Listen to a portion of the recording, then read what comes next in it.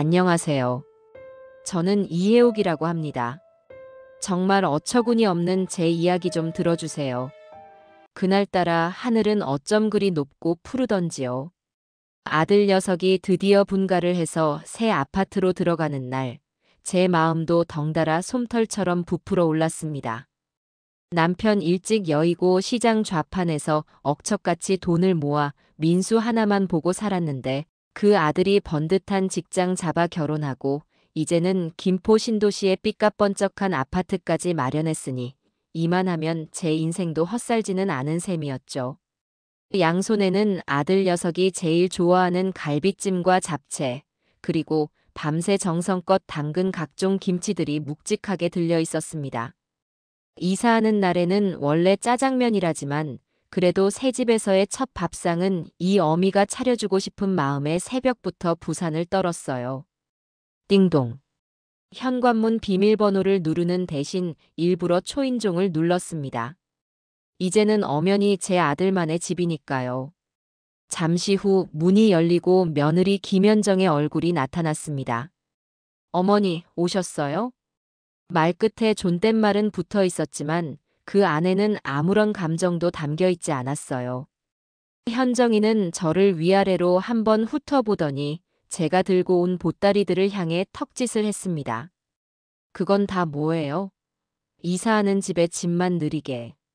이거, 우리 민수 좋아하는 것들 좀 해왔다. 새 집에서 첫 밥은 엄마 밥 먹어야지. 제 말에 현정이는 입을 삐죽 내밀며 몸을 비켰습니다. 거실로 들어서는 순간 저는 입을 떡 벌리고 말았어요. 모델하우스라고 해도 믿을 만큼 집이 아주 근사했습니다. 북유럽 스타일이라는 긴 소파에 대리석으로 된 커다란 식탁, 벽에는 제가 이름도 모르는 화가의 그림까지 걸려 있었죠. 민수 월급이 뻔한데 이걸 다 어떻게 장만했을까 싶어 마음 한구석이 불안했지만 그래도 아들 녀석 기죽이기 싫어 애써 웃으며 말했습니다. 어머, 집이 아주 좋다. 우리 며느리 안목이 보통이 아니네. 칭찬해도 현정이는 별 반응이 없었어요. 그저 소파 끝에 비스듬히 눕다시피 앉아 스마트폰만 만지작거릴 뿐이었죠. 제가 무거운 짐들을 식탁 위에 내려놓는 동안 녀석은 손가락 하나 까딱하지 않았습니다. 그때 마침 안방에서 민수가 나왔어요. 엄마, 왔어? 역시 아들밖에 없다는 생각이 들었습니다. 민수는 달려와 제 어깨를 주무르며 반갑게 맞아주었어요. 아이고, 우리 아들. 집 좋네. 이런 데서 사니 얼마나 좋아. 다 현정이 덕이지, 뭐. 자기가 발품 팔아서 인테리어 싹 다 했어. 민수는 그렇게 말하며 힐끗 현정이의 눈치를 살폈습니다. 저는 그 모습이 조금 안쓰러웠지만 모른 척 부엌으로 향했어요. 자, 저녁 먹기 전에 이거나 정리 좀 하자. 김치는 김치 냉장고에 넣어야 제맛이야. 너희 김치 냉장고는 어디 있니? 제가 가져온 김치통들을 들고 말하자 소파에 누워있던 현정이가 벌떡 일어나 제 앞을 막아섰습니다. 어머니, 김치 냉장고는 왜요? 김치 넣어야지 왜긴 왜야. 아니, 저희 그런 거 잘 안 먹어요. 요즘 누가 집에서 김치 먹어요? 필요하면 마트에서 사 먹으면 되는데. 그 말에 순간 할 말을 잃었습니다. 제가 밤새 배추를 절이고 물을 채 썰던 모습이 눈앞에 스쳐 지나가더군요. 옆에 서 있던 민수가 황급히 끼어들었습니다. 아, 아니야, 현정아. 엄마 김치가 얼마나 맛있는데. 엄마, 이리 줘. 내가 넣을게. 민수가 제게서 김치통을 받아들자 현정이가 날카롭게 쏘아붙였습니다. 오빠, 내가 거기 손대지 말랬지. 그래도 김치인데 어떡해. 금방 넣어둘게. 아, 정말 짜증나게. 현정이는 신경질적으로 머리를 쓸어넘기며 다시 소파에 주저앉았습니다. 저는 그 꼴이 보기 싫어 민수에게서 김치통을 다시 빼앗아 들었어요. 됐다. 내 김치는 내가 넣는다. 김치 냉장고 어디 있어? 민수는 잠시 망설이더니 다용도실 한쪽 구석을 가리켰습니다. 최신형이라는 스탠드형 김치 냉장고가 번쩍이며 서 있더군요. 저는 보란 듯이 성큼성큼 걸어가 손잡이를 잡았습니다. 그런데 그 순간 등 뒤에서 민수의 다급한 목소리가 들려왔어요. 엄마, 잠깐만. 하지만 이미 제 손은 김치 냉장고 문을 활짝 열어젖힌 뒤였습니다. 그리고 저는 그 안에 담긴 것들을 보고 그 자리에 얼어붙고 말았습니다. 제 평생 그렇게 기괴하고 이질적인 김치 냉장고는 처음 봤습니다. 김치통이 있어야 할 칸칸마다 있어야 할 김치는 단 한 포기도 없었어요. 대신 그 자리에는 온갖 아기용품들이 비밀 보급 창고처럼 가득 들어차 있었습니다. 맨 위 칸에는 독일제라는 분유통들이 열을 맞춰 서 있었고 그 옆 칸에는 젖병 소독기와 알록달록한 젖병들이 즐비했죠. 중간 칸에는 기저귀가 사이즈별로 쌓여 있었고 맨 아래 칸에는 해열제, 체온계, 아기용 연고 같은 약품들이 상자째 들어 있었습니다. 머릿속이 하얘졌습니다. 이게 다 뭘까? 얘들이 아기용품 장사라도 시작한 건가? 아니면 누가 맡겨놓기라도 한 건가? 수만 가지 생각이 머리를 스쳐 지나갔지만 그 어떤 것도 눈앞의 광경을 설명해 주지는 못했어요. 제 손에 들린 김치통의 냉기가 온몸으로 퍼져나가는 것 같았습니다. 발끝부터 머리끝까지 피가 식어가는 느낌이었죠. 충격에 굳어버린 제가 떨리는 목소리로 간신히 아들을 불렀습니다. 민수야. 제 목소리가 제 것 같지 않게 갈라져 나왔어요. 이게 다 뭐니? 그 말에 아들의 얼굴이 종이장처럼 새하얗게 질리더군요. 현관 쪽에서 저와 냉장고를 번갈아 보던 민수의 눈동자가 지진이라도 난 듯 흔들리기 시작했습니다. 그 녀석은 입술만 달싹일 뿐 아무런 대답도 하지 못했어요. 제가 다시 한번 묻기 위해 입을 여는 순간이었습니다. 어머니, 그게. 말을 잇지 못하던 아들은 제 눈을 피하더니 갑자기 몸을 획 돌렸습니다. 그리고는 마치 무서운 귀신이라도 본 사람처럼 현관문을 박차고 그대로 밖으로 도망쳐 버렸습니다. 쾅! 하고 닫히는 현관문 소리가 텅 빈 아파트에 섬뜩하게 울려 퍼졌습니다. 저는 멍하니 닫힌 문을 바라보았습니다. 아들이 도망쳤습니다. 제 질문에 대답하는 대신 저를 이 기괴한 냉장고와 뻔뻔한 며느리만 남겨두고 제 아들이 도망을 쳤습니다. 그 순간 제 머릿속에서 무언가 툭 하고 끊어지는 소리가 났습니다. 이건 단순한 비밀 같은 게 아니라는 것을, 제 아들의 인생을 통째로 뒤흔들 만한 끔찍한 무언가가 이 냉장고 안에 잠들어 있다는 것을 직감했습니다. 온몸의 피가 차갑게 식다 못해 이제는 거꾸로 들끓기 시작했습니다. 쾅! 하고 닫힌 현관문이 제정신이 아닌 집안의 공기를 한 번 더 뒤흔들었습니다. 제 아들이, 제 하나밖에 없는 아들 민수가 저를 버리고 도망쳤습니다. 눈앞에 저 기괴한 냉장고와 저보다 더 기괴한 표정을 짓고 있는 며느리 김연정을 남겨두고요. 저는 천천히, 아주 천천히 고개를 돌려 현정이를 바라보았습니다. 그 녀석은 조금 전까지 소파에 비스듬히 누워 세상을 다 가진 듯 스마트폰을 들여다보고 있었죠. 하지만 지금은 아니었어요.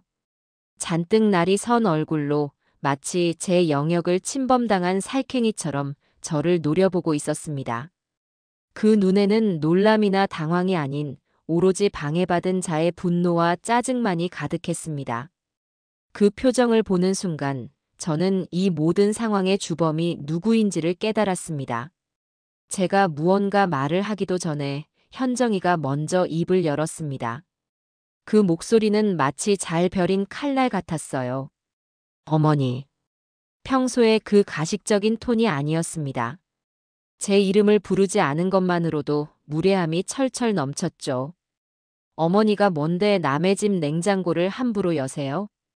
기가 막혔습니다. 지금 제 아들이 집을 뛰쳐나갔는데 이 상황에 냉장고 타령이라니요. 저희도 사생활이라는 게 있어요. 요즘 세상에 어느 시어머니가 아들 집에 와서 냉장고 문을 벌컥벌컥 열어봐요? 무례하게. 무례. 사생활. 제 귀를 의심했습니다. 평생을 바쳐 키운 아들 집에 그 아들 먹일 김치를 싸들고 온 어미에게 할 소리였을까요? 온몸의 피가 머리 꼭대기로 솟구치는 기분이었습니다. 하지만 저는 이를 악물고 참았어요. 지금은 화를 낼 때가 아니었습니다. 저 냉장고의 정체, 그리고 제 아들이 도망친 이유를 알아내야 했습니다. 아가, 이게 다 뭐냐고 물었다. 설명해 보거라. 제 차가운 목소리에 현정이는 코웃음을 쳤습니다. 제가 어머니한테 그걸 왜 설명해야 하는데요? 여긴 저희 집이에요. 제 살림이고요. 제가 뭘 사서 어디다 두든 어머니가 상관하실 일이 아니라는 말이에요. 상관할 일이 아니라고? 네. 그러니까 이제 그만 저희 집에 와서 이래라 저래라 안 하셨으면 좋겠어요. 피곤하거든요, 정말. 피곤하다. 그 한마디에 제 머릿속에서 무언가 툭 하고 끊어져 버렸습니다. 이 아이는 처음부터 저를 어미로, 시어머니로 생각하지 않았던 겁니다. 그저 제 아들에게 붙어 사는 귀찮고 피곤한 혹 정도로만 여겼던 거죠. 제 평생의 노고와 사랑이, 제 아들을 향한 제 모든 마음이 저 아이의 피곤하다는 한마디에 쓰레기처럼 내팽개쳐지는 기분이었습니다. 제 손이 저도 모르게 허공으로 들렸습니다. 짝! 맑고 차가운 소리가 거실을 가득 메웠습니다. 현정이의 고개가 옆으로 돌아갔고 하얀 뺨 위로 제 손자국이 선명하게 피어올랐습니다. 현정이는 자기가 맞았다는 사실조차 인지하지 못하는 듯 몇 초간 멍하니 서 있더군요. 그러다 천천히 고개를 돌려 저를 바라보았습니다.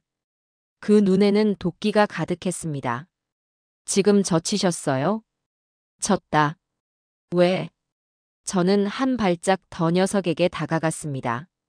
제 기세에 눌린 현정이가 저도 모르게 뒷걸음질을 쳤습니다. 네가 지금 사생활을 입에 올려. 내 아들은 어디 가고 이 집구석에 이딴 것들만 가득한데. 네가 뭔데 내 아들을 내쫓아. 네가 뭔데. 제 고함에 현정이는 입술만 파르르 떨 뿐 아무런 대꾸도 하지 못했습니다.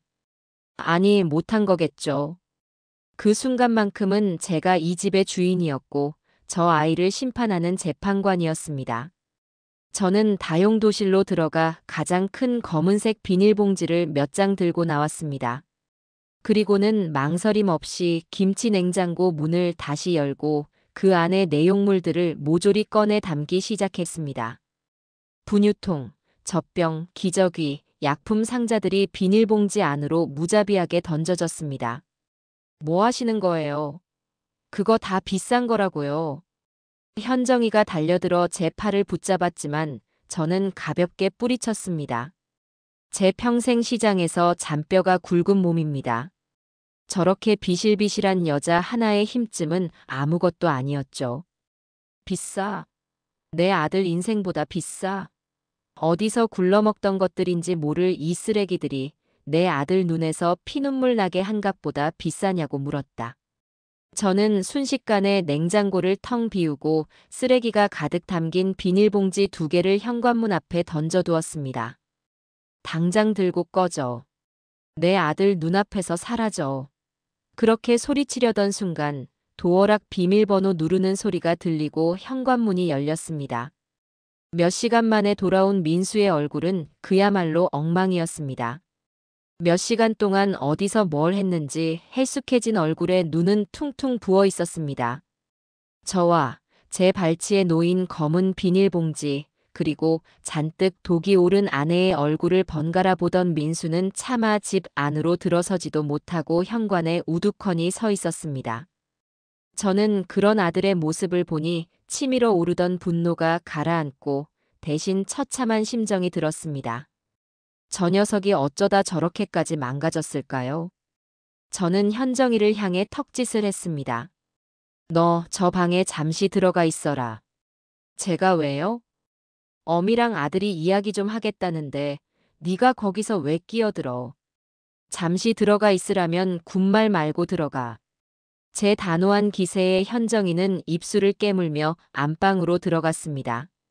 쾅 하고 문 닫히는 소리가 또 한 번 집안을 울렸죠. 저는 식탁 의자를 끌어다 민수 앞에 놓았습니다. 앉아. 민수는 마지못해 의자에 걸터 앉았습니다. 저는 그 앞에 마주 앉아 녀석의 퉁퉁 부은 눈을 똑바로 쳐다보았습니다. 이제 말해봐. 저 냉장고, 저 쓰레기들 다 뭐니? 엄마. 엄마 소리 하지 마. 똑바로 말해. 저 아이 누구 아이야? 저는 이미 짐작하고 있었습니다. 제 뱃속에서 나온 자식입니다. 그 녀석의 표정만 봐도 무슨 생각을 하는지 알 수 있었죠. 저건 남의 비밀을 감싸주는 얼굴이 아니었습니다. 자신의 치부, 자신의 죄를 들킨 자의 얼굴이었어요. 제 추궁의 민수는 결국 고개를 숙이고 어깨를 들썩이기 시작했습니다. 한심하고 또 한심한 눈물이었습니다. 엄마 미안해. 정말 미안해. 미안하다는 말로 넘어갈 생각 마라. 똑바로 말하라고 했다. 제 그 다그침에 민수는 한참을 끄끄거리며 울다가 간신히 입을 열었습니다.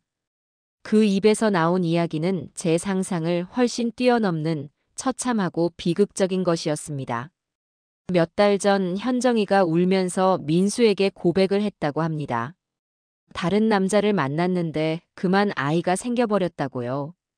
그 남자는 가정이 있는 사람이라 아이를 책임질 수 없다고 자신을 버렸다고 했습니다. 현정이는 제 아들 앞에서 죽겠다고 울며불며 매달렸다고 합니다. 오빠, 내가 정말 잘못했어. 오빠 없으면 난 못 살아. 이 아이 그냥 우리 아이로 키우면 안 될까? 내가 오빠한테 평생 속죄하면서 오빠 아이처럼 정말 잘 키울게. 응. 저는 이야기를 듣는 내내 피가 식는 기분이었습니다. 제 아들은 그 한심한 제 아들은 그 말도 안 되는 며느리의 눈물에 넘어가고 만 겁니다. 사랑으로 가정을 지킬 수 있다고 상처받은 현정이를 내가 보듬어 주어야 한다고 스스로를 세뇌하며 다른 남자의 아이를 자기 자식으로 받아들이기로 했다는군요. 심지어 구청에 가서 제 아들의 아들로 출생신고까지 마쳤다고 합니다. 제게는 차마 이 사실을 말할 용기가 없어 아이가 있다는 사실 자체를 숨겨왔던 거고요.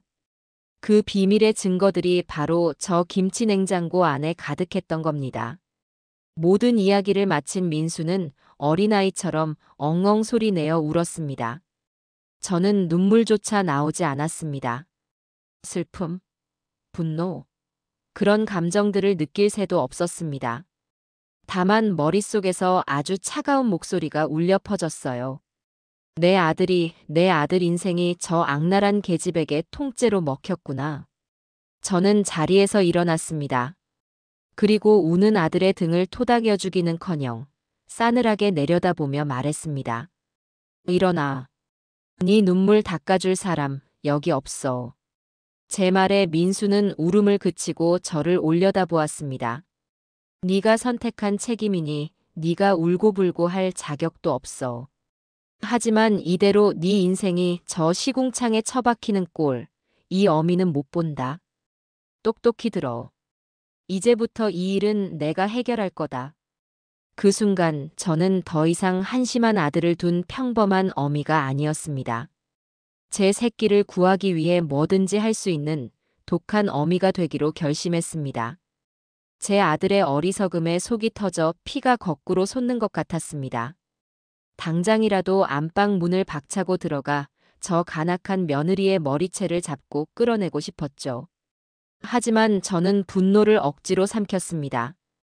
거실 바닥에 주저앉아 끄끄대고 있는 제 아들을 보니 지금 제가 화를 내고 모든 것을 뒤엎는 것은 아들을 더 깊은 궁지로 몰아넣는 짓이라는 걸 깨달았기 때문이에요. 민수는 이미 저 뱀 같은 계집에게 단단히 홀려 있었습니다. 제가 여기서 난리를 치면 녀석은 겁을 먹고 제게서 등을 돌려 또다시 아내의 편에 설지도 모를 일이었습니다. 안 됩니다. 그렇게 둘 수는 없어요. 이 지옥 같은 연극의 판을 뒤엎으려면 저 역시 배우가 되어야 했습니다. 그것도 아주 완벽한 여우주 연상감 배우가 되기로 결심했습니다.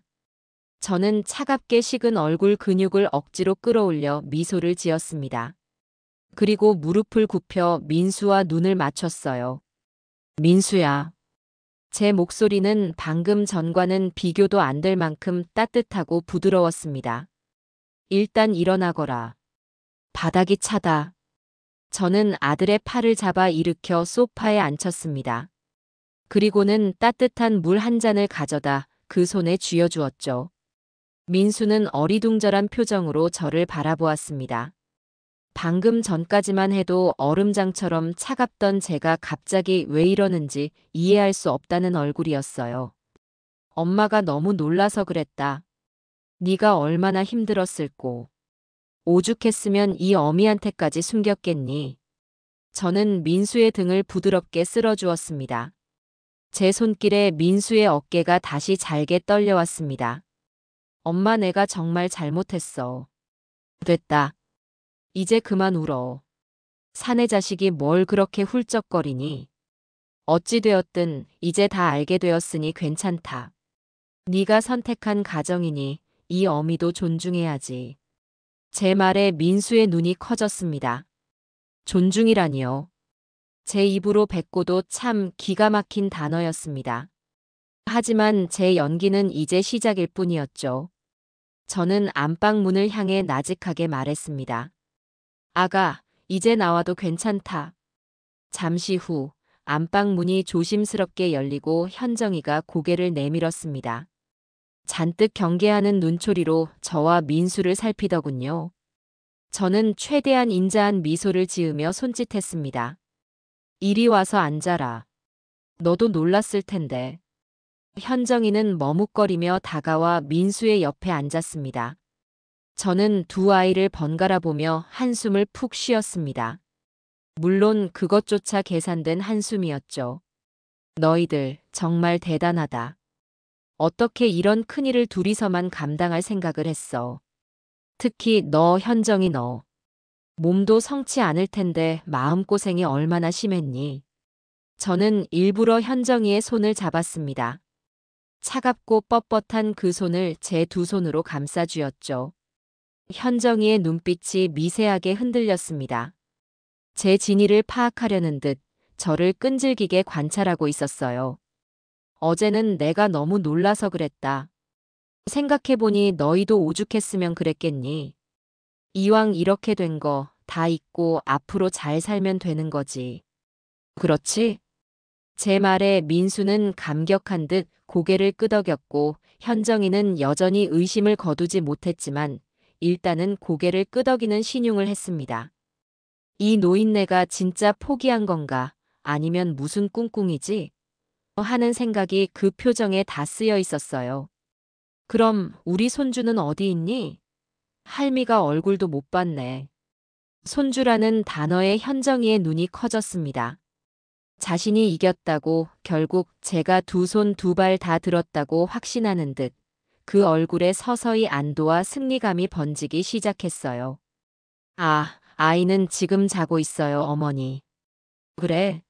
아이고, 보고 싶네. 그럼 다음에 와서 봐야겠다. 오늘은 이만 가봐야지. 너희도 피곤할 테고. 저는 자리에서 일어났습니다. 더 있다가는 제 표정이 썩어 문드러질 것 같았거든요. 현관으로 향하는 제 등 뒤로 현정이의 목소리가 들려왔습니다. 전보다 훨씬 부드럽고 가식적인 목소리였죠. 어머니, 죄송했어요. 그리고 이해해 주셔서 감사해요. 저는 뒤돌아보며 웃었습니다. 제 인생 최고의 연기였을 겁니다. 됐다. 가족끼리 뭘. 몸조리나 잘하렴. 아가. 집으로 돌아오는 내내 저는 운전대를 부서져라 쥐었습니다. 이해? 감사. 가소로운 것들. 저는 이를 갈았습니다. 그래, 실컷 비웃어라. 실컷 안심하고 실컷 방심하거라. 이 이해오기가 어떻게 니들의 그 더럽고 추악한 연극 무대를 통째로 무너뜨려 주는지 똑똑히 보여줄 테니. 그날 이후 저는 완벽한 손주 바보 할머니가 되었습니다. 이틀에 한 번 꼴로 아들 집에 들렀어요. 갈 때마다 양손 가득 아이에게 좋다는 유기농 식재료와 비싼 장난감, 옷가지들을 사들고 갔습니다. 현정이는 처음에는 저를 경계했지만 제 정성이 계속되자 완전히 마음을 놓은 듯 했습니다. 이제 저를 보면 현관까지 뛰어나와 반기기까지 했죠. 어머님 오셨어요? 이건 또 뭐예요? 자꾸 이렇게 안 사오셔도 되는데. 입으로는 그렇게 말하면서도 제가 사간 백화점 쇼핑백을 잽싸게 받아드는 모습이 참으로 역겨웠습니다. 저는 속으로 비웃으며 아이가 자고 있다는 방으로 들어갔습니다. 작은 침대에 누워 잠든 아이는 참으로 천사 같았습니다. 하지만 저는 그 아이를 봐도 아무런 감흥이 일지 않았어요. 그저 저 아이의 존재가 제 아들의 인생에 박힌 거대한 대모처럼 느껴질 뿐이었죠. 저는 아이 옆에 앉아 자는 모습을 한참 동안 들여다보는 척했습니다. 그러면서 곁눈질로 방 안을 샅샅이 훑었어요. 제 목표는 따로 있었으니까요. 바로 진실의 조각들을 수집하는 것이었습니다. 아이고 예뻐라. 코는 민수 어릴 때랑 똑같이 생겼네. 거짓말입니다. 아이는 민수를 단 한 군데도 닮지 않았어요. 오히려 쌍꺼풀 진 큰 눈이나 오뚝한 코는 며느리를 더 닮은 듯 했습니다. 그나저나 아가. 병원은 어디 다녔어? 산부인과 말이야. 내가 거기라도 가서 고생했다고 수간호사한테 뭐라도 좀 사다 주게. 제가 넌지시 묻자 부엌에서 과일을 깎던 현정이가 대답했습니다. 아, 됐어요, 어머니. 뭘 그런 걸 다. 그냥 강남에 있는 작은 여성병원 다녔어요. 강남. 김포 신도시에 사는 애가 굳이 왜 강남까지 가서 아이를 낳았을까요? 첫 번째 단서였습니다. 그래. 산후조리원은?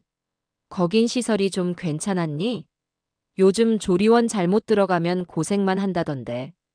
조리원은 그냥 집에서 했어요. 오빠가 잘 돌봐줘서. 거짓말. 민수는 그 시기에 중요한 프로젝트 때문에 거의 매일 야근에 주말 출근까지 했습니다. 제가 김치를 싸들고 회사에 찾아간 적도 몇 번 있었으니까요. 두 번째 단서였습니다. 저는 계속해서 질문을 던졌습니다.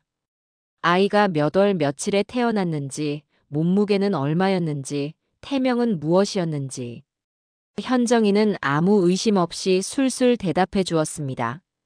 저는 그 모든 것을 머릿속에 차곡차곡 기록했습니다. 집으로 돌아온 저는 그날 밤부터 본격적인 조사를 시작했습니다. 이해옥표 수사본부가 차려진 셈이었죠. 제 본격적인 수사는 며느리 김현정의 SNS에서부터 시작되었습니다. 요즘 젊은 것들은 자기 일상을 거기에 다 전시하고 산다지요. 그 화려한 가면 뒤에 숨겨진 민낯을 찾아내기 위해 저는 기꺼이 그 더러운 쓰레기통을 뒤지기로 했습니다.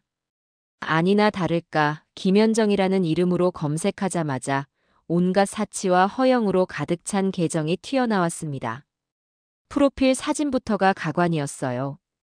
새하얀 샤넬백을 보물처럼 끌어안고 시그니엘 호텔 스위트룸에서 서울의 야경을 배경으로 찍은 사진이더군요. 제 아들 민수는 평생 그런 곳에서 잠 한 번 자본 적이 없을 텐데요. 저는 헛웃음을 치며 마치 감식반 요원이라도 된 것처럼 게시물들을 하나하나 뜯어보기 시작했습니다. 하지만 제 나이의 눈으로는 요즘 젊은이들의 암호 같은 신조어나 교묘한 과실을 전부 파악하기에는 한계가 있었습니다. 전문가의 도움이 좀 필요했죠. 시장에서 같이 장사하는 순덕이 언니의 막내딸, 소미가 마침 방학을 맞은 대학생이었습니다. 제가 맛있는 밥 한 번 사주겠다며 주말에 저희 집으로 불러냈습니다. 영리하고 야무진 소미는 제 기구한 사정을 듣더니 제 일처럼 분개하며 두 팔을 걷어붙이고 나섰습니다. 이모, 걱정 마세요. 이런 여우 같은 것들 제가 제일 잘 알아요. 어디 한번 탈탈 털어보자고요. 소미는 자신의 노트북을 꺼내 들고 현란한 손놀림으로 며느리의 SNS를 분석하기 시작했습니다. 이모, 이것 좀 보세요. 이 여자 작년 3월부터 9월까지 올린 사진 중에는 전신 사진이 하나도 없어요. 전부 다 얼굴만 클로즈업하거나 명품백으로 교묘하게 배를 가리거나 가슴 위쪽으로만 찍은 상체 사진뿐이에요. 소미가 가리킨 사진들을 보니 정말 그랬습니다. 임신으로 배가 불러오는 시기를 아주 용의 주도하게 숨긴 겁니다. 그러다 작년 10월 아이를 낳았다고 추정되는 시점 이후로는 언제 그랬냐는 듯 다시 몸매가 훤히 드러나는 전신 사진이 올라오기 시작했죠. 출산 후 다이어트, 아가씨 몸매 복귀, 관리 의중요성 같은 해시태그를 달아서요. 소미는 혀를 찼습니다. 와, 진짜 대단하다. 어떻게 이렇게 티 안 나게 숨길 수가 있지? 그리고 이모, 더 웃긴 거 알려드릴까요? 이 여자가 집콕, 방콕이라면서 집에서 쉬는 날 올린 사진들 있잖아요. 여기 사진 정보 보기를 누르면 촬영 장소가 다 떠요. 집 주소가 아니라 전부 신라 호텔이랑 포시즌스 호텔 라운지로 찍혀 있네요. 소미의 말에 저는 화면을 들여다보고 기가 막혀 말을 잃었습니다. 집에서 아이를 돌보며 쉰다는 날조차 사실은 호텔 라운지에서 우아하게 애프터눈 티를 즐기고 있었던 겁니다. 그리고 이 가방이랑 시계들. 와, 이건 그냥 부자 수준이 아닌데요. 다 합치면 웬만한 서울 아파트 전세금은 되겠어요. 이모 아드님 월급으로는 택도 없는 수준인데 이건 분명 뒤에 다른 돈줄이 있는 거예요. 소미의 말에 저는 조용히 서랍에서 서류 봉투 하나를 꺼내 들었습니다. 민수에게서 받아낸 카드 내역서였죠. 물론 그 과정은 쉽지 않았습니다. 며느리에게 의심을 사지 않기 위해 저는 더 그럴듯한 핑계를 대야 했습니다. 민수야. 엄마가 시장 가게를 좀 확장하려고 상가 담보로 대출을 알아보고 있단다. 그런데 은행에서 직계 가족의 금융거래 내역서 같은 걸 요구하네. 내가 너한테 매달 얼마씩 지원해주고 있고 너희가 안정적으로 살고 있다는 걸 증명해야 대출이 더 잘 나온다나 봐. 번거롭겠지만 최근 6개월치 카드 내역서 좀 떼다 줄 수 있겠니? 아들은 제 말을 철석같이 믿고 다음 날 바로 서류를 떼다 주었습니다. 저는 소미와 함께 그 두툼한 카드 내역서를 한 장 한 장 넘기기 시작했습니다. 그 안에는 한 가정의 생활비라고는 도저히 믿을 수 없는 처참한 낭비의 흔적들이 고스란히 찍혀 있었습니다.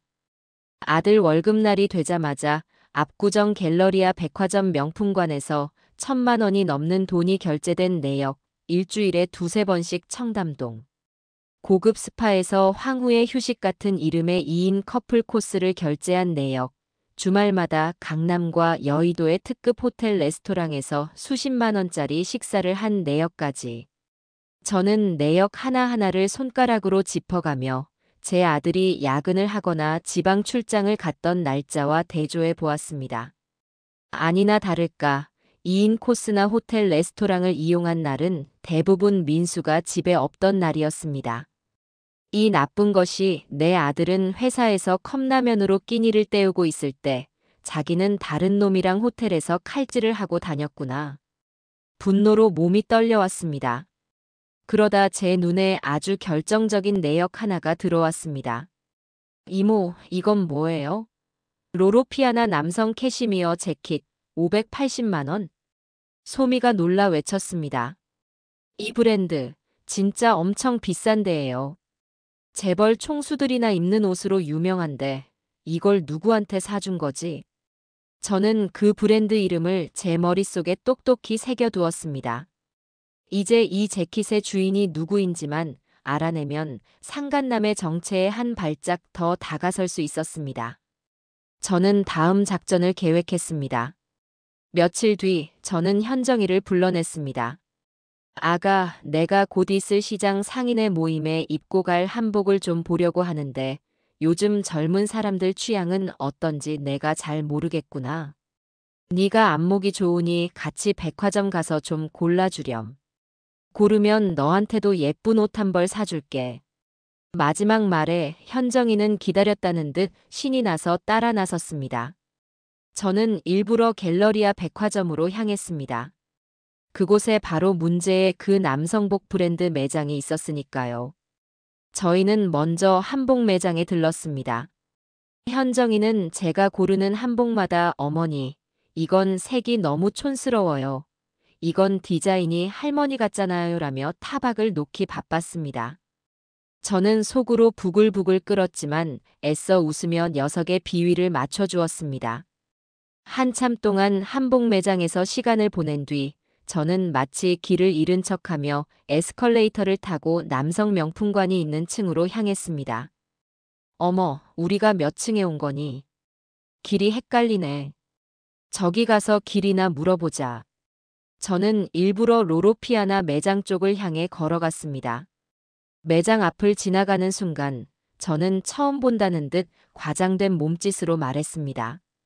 어머나, 여기 옷은 다 남자 옷이네. 만져보니 실크처럼 부드러운 게 참 비싸 보인다. 민수 아빠도 살아있었으면 이런 옷 한 벌 해입히는 건데. 제가 감상에 젖은 척 연기를 하는 동안 곁눈질로 현정이의 반응을 살폈습니다. 현정이는 애써 태연한 척 다른 곳을 보고 있었지만 그 눈동자가 불안하게 흔들리고 손가락을 꼼지락거리는 것을 저는 놓치지 않았습니다. 바로 그때 매장 안에서 말쑥하게 차려입은 점원 한 명이 저희를 보고 반갑게 걸어 나왔습니다. 어머, 사모님. 여긴 어쩐 일이세요? 오랜만이에요.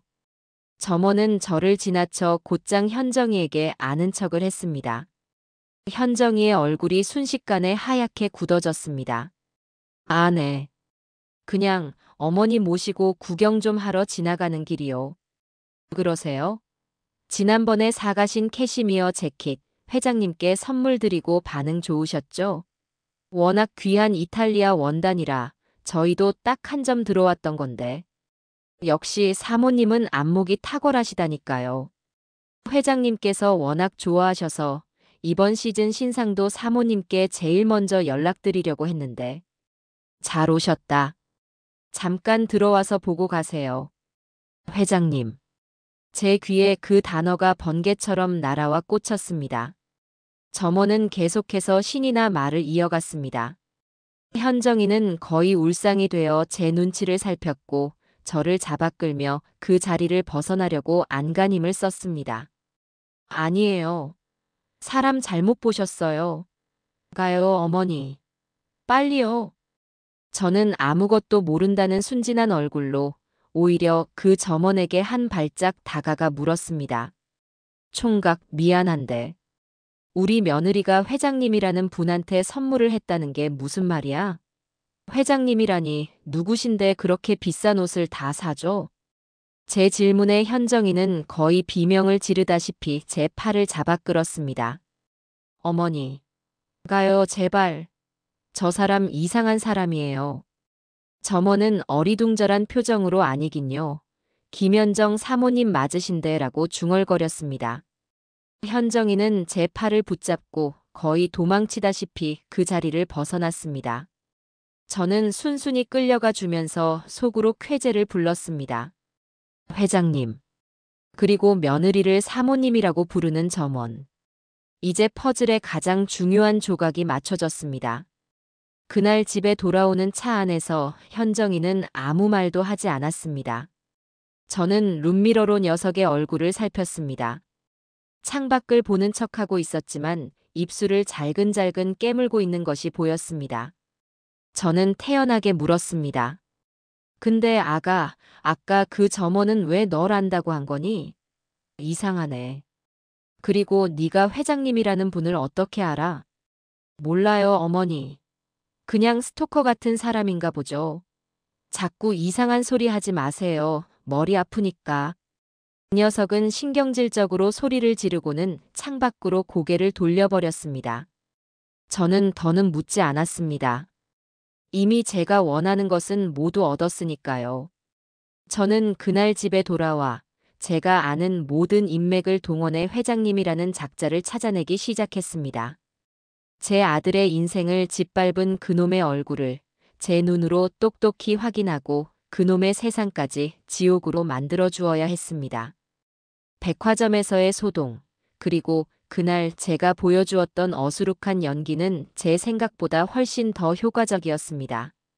며느리 김현정은 저를 아들밖에 모르는 세상 물정 어두운 늙은이로 완벽하게 규정하고 마음의 빗장을 완전히 풀어버린 듯 했습니다.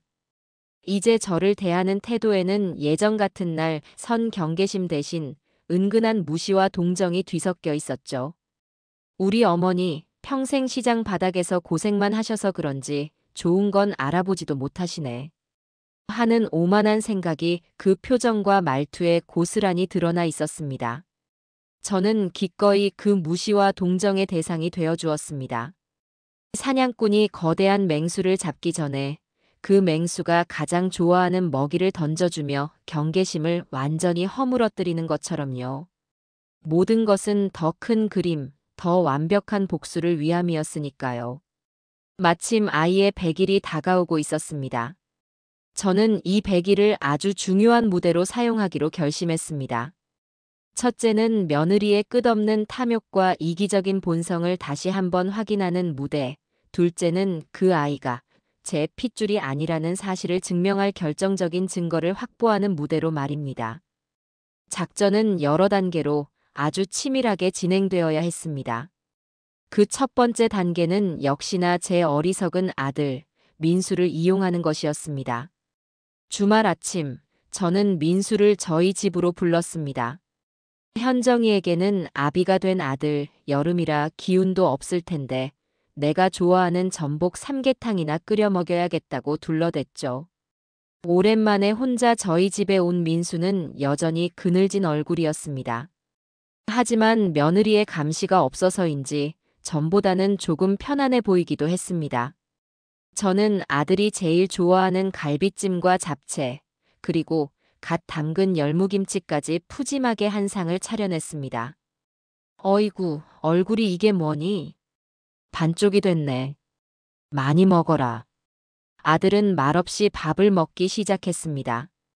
제가 차려준 밥을 허겁지겁 먹는 아들의 모습을 보니 또다시 마음 한구석이 아려왔습니다. 저 녀석이 집에서 제대로 된 밥이나 얻어먹고 다니는지 모르겠다는 생각이 들었죠. 한참 동안 말없이 밥을 먹던 아들 앞에 저는 조용히 통장 하나와 도장을 꺼내 놓았습니다. 민수야, 이거 지난번에 네가 깼던 적금이다. 그동안 엄마가 따로 붓고 있었어. 이자가 제법 붙었더구나. 그건 제가 민수의 이름으로 몰래 들어주었던 결혼 자금으로 쓰고 남은 돈을 다시 모은 것이었습니다. 1,000만 원이 조금 넘는 돈이었죠. 민수는 숟가락을 내려놓고 눈을 동그랗게 뜨고 저를 바라보았습니다.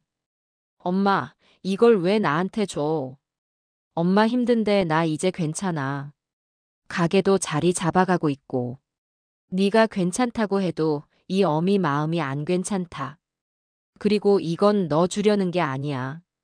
네 가족한테 주는 거지. 저는 자리에서 일어나 민수의 옆에 앉았습니다. 그리고는 녀석의 어깨를 감싸 안으며 나직이 말했습니다. 곧 있으면 네 아들 100일 아니냐? 이걸로 100일 잔치 제대로 치러줘라. 아니야, 엄마. 우리 형편에 무슨. 그냥 우리끼리 조촐하게 사진이나 찍고 하려고 했어. 현정이도 그게 좋다고 했고. 조촐하긴 뭐가 조촐해. 내 첫 손주 100일인데. 이 어미 체면도 좀 세워줘야 하지 않겠니? 저는 일부러 목소리를 높였습니다. 그리고는 아들의 손을 잡고 세상에서 가장 애틋한 표정을 지어 보였어요. 물론 그 모든 것은 철저히 계산된 연기였죠. 민수야, 엄마가 곰곰이 생각해보니 네가 요즘 집에서 너무 기를 못 펴고 사는 것 같아 마음이 아프다. 돈 버는 기계도 아니고 네가 한 집안의 가장인데. 남자가 집에서 돈 문제로 줏대가 없으면 아내한테 무시당하기 십상이야. 가장 노릇 한번 제대로 해야지. 저는 통장에서 500만 원을 빳빳한 신권으로 찾아 만든 돈 봉투를 아들의 손에 쥐어주었습니다. 이 돈 현정이한테는 절대 엄마가 줬다고 하지 마라. 네가 이번에 큰 공사를 하나 따내서 회사에서 특별 보너스를 두둑하게 받았다고 해. 네가 번 돈이라고. 그리고 이 돈으로 뭘 할지는 전적으로 네가 결정해. 100일 잔치를 호텔에서 크게 하든 현정이한테 평소 갖고 싶다던 선물을 사주든. 그건 네가 가장으로서 네 아내와 아들을 위해 쓰는 돈이야. 엄마는 일절 관여하지 않을 테니 네 체면 한번 제대로 세워봐라. 할 수 있겠니? 가장, 체면, 권한. 제가 던진 달콤한 말들에 민수의 흔들리던 눈빛이 조금씩 변하기 시작했습니다. 며느리의 등살에 눌려 지내며 단 한 번도 가장으로서의 권위를 내세워보지 못했던 것에 대한 자격지심을 제가 정확히 꿰뚫어 본 겁니다. 녀석은 잠시 망설였습니다. 자신의 아내가 어떤 사람인지 어렴풋이 짐작은 하면서도 아내에게 멋진 남편이 되고 싶다는 허영심 사이에서 갈등하는 듯 보였습니다. 하지만 엄마 현정이가 이 돈 어디서 났냐고 물어보면 그럼 통장을 보여줘. 네 이름으로 된 통장에서 나온 돈인데 뭐가 문제야? 당당하게 말해. 내가 번 돈이고 내 가족을 위해서 내가 쓰겠다는데 누가 뭐라고 하겠니? 네 아내도 네가 이렇게 듬직한 모습을 보여주면 더 좋아할 거다.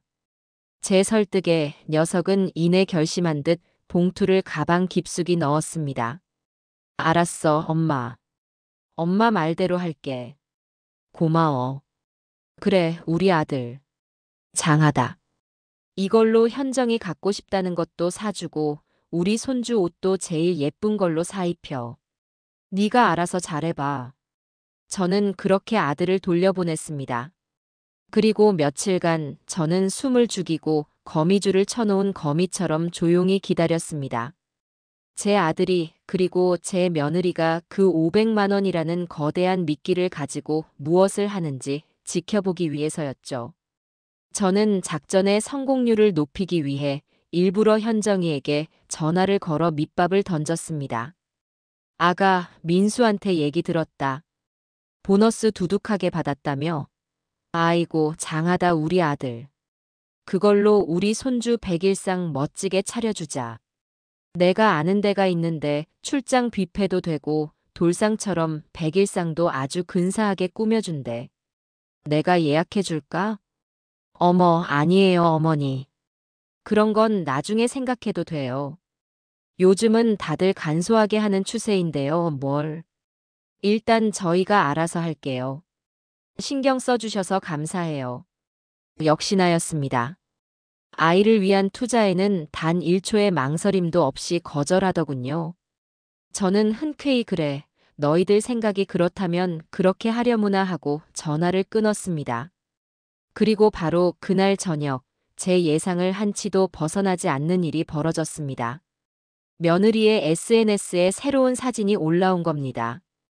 반짝이는 까르띠에 시계를 찬 자신의 손목을 아주 교묘하고도 예술적인 각도로 찍어 올렸더군요.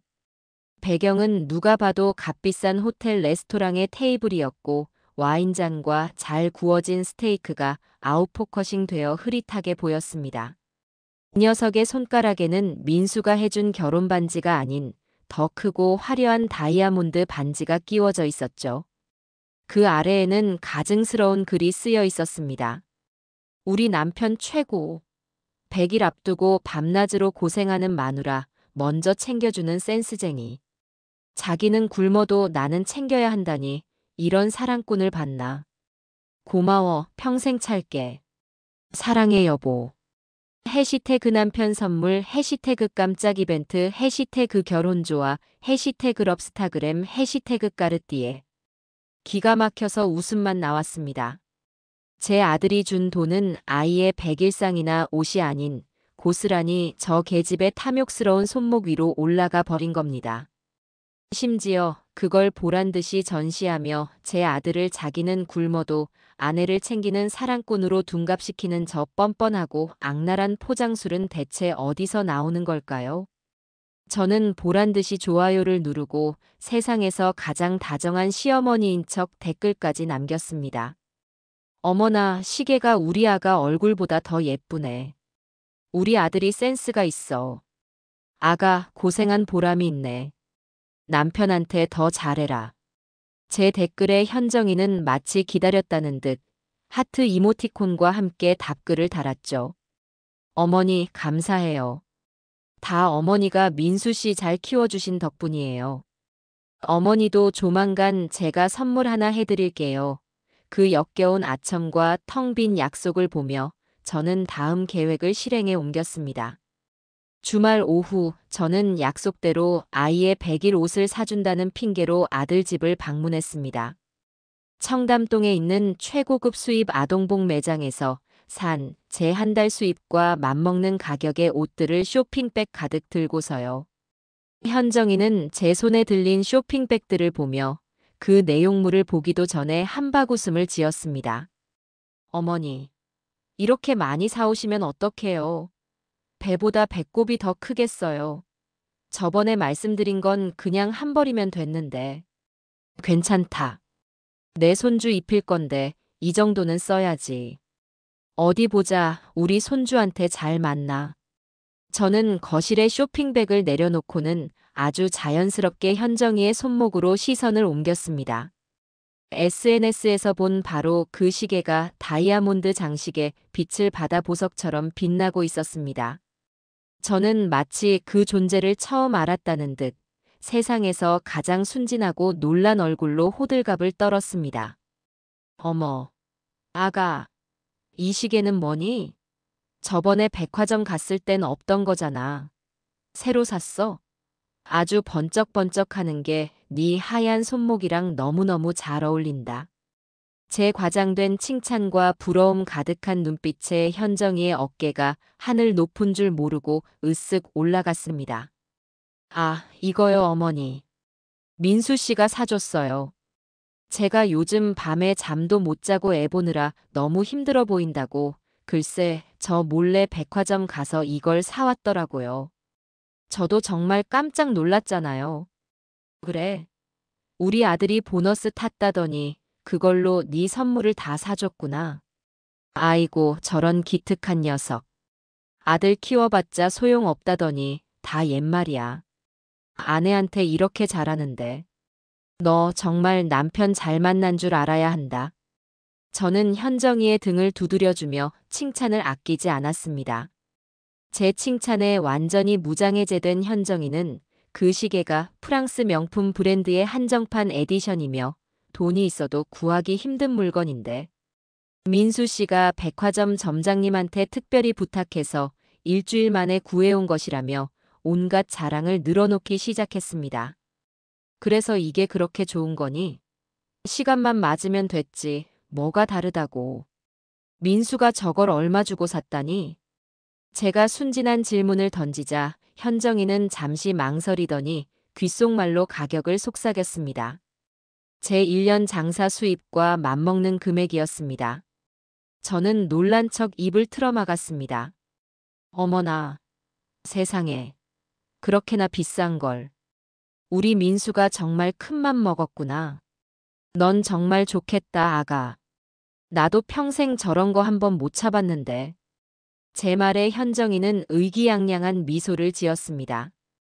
저는 열심히 맞장구를 쳐주며 속으로 칼을 갈았습니다. 제 아들 민수는 백화점 점장의 얼굴은커녕 명품 브랜드 이름 하나 제대로 알지 못하는 놈입니다. 그 모든 거짓말이 오로지 저를 속이기 위한 그리고 자신의 탐욕을 정당화하기 위한 레퍼토리라는 것을 저는 이미 알고 있었습니다. 이야기꽃을 피우던 저는 문득 생각났다는 듯이 물었습니다. 그런데 아가, 우리 손주 100일 준비는 잘 되어가니? 케이크랑 떡은 맞췄어? 사진 찍을 스튜디오는 예약했고. 네, 어머니. 걱정 마세요. 민수 씨가 준 돈으로 케이크도 신라호텔 베이커리에 제일 좋은 걸로 예약하고 떡도 강남에서 제일 유명한 떡집에 맞췄어요. 스튜디오도 제일 비싼 데로 예약했고요. 새빨간 거짓말.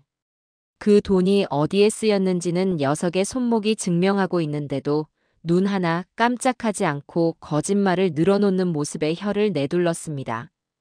저는 모르는 척 고개를 끄덕이며 아이가 자고 있는 방으로 들어갔습니다. 아이는 여전히 몇 번이나 빨아 목둘레가 누렇게 변한 싸구려 내복을 입고 누워 있었습니다. 제가 사온 명품 옷들을 입혀보려 아이를 안아드는데 녀석의 허벅지와 팔에 오돌토돌하게 돋아난 태열 자국들이 더 심해진 것이 보였습니다. 아이고, 우리 강아지. 피부가 왜 이래?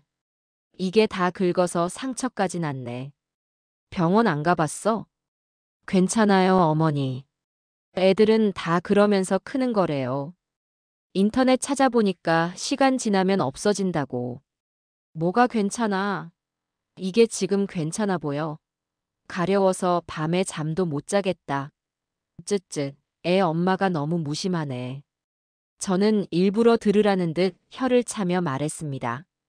제 말에 거실에 있던 현정이의 표정이 순간 굳어지는 것이 느껴졌어요. 저는 아랑곳하지 않고 미리 준비해 온 최고급 유기농 베이비 로션과 연고를 꺼내 아이의 온몸에 듬뿍 발라주었습니다. 봐라. 이렇게 좋은 거 듬뿍듬뿍 발라줘야지. 네 손목에 번쩍이는 그 시계값 반의 반도 안 하는 거다.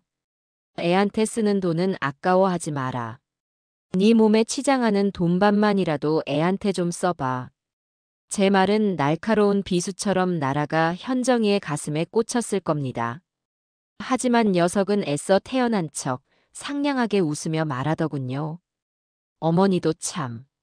제가 그걸 아까워하겠어요? 어제 오늘 정신이 없어서 깜빡 잊어버려서 그랬죠. 챙겨주셔서 정말 감사해요, 어머니.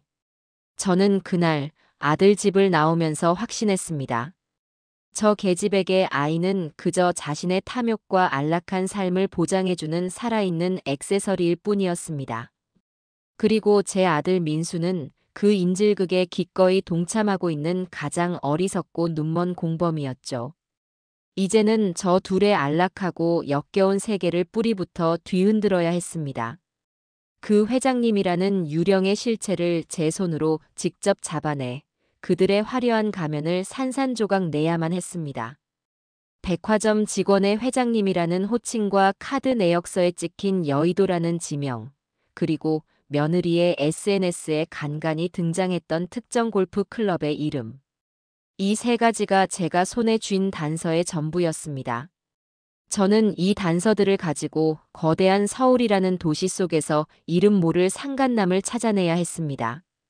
막막했지만 포기할 수는 없었죠. 제 아들의 남은 인생이 걸린 일이었습니다. 저는 가장 먼저 평생을 바친 제 시장 가게 문을 잠시 닫기로 했습니다. 수십 년간 단 하루도 쉬지 않고 장사를 해왔지만 지금은 가게보다 더 중요한 것이 있었습니다.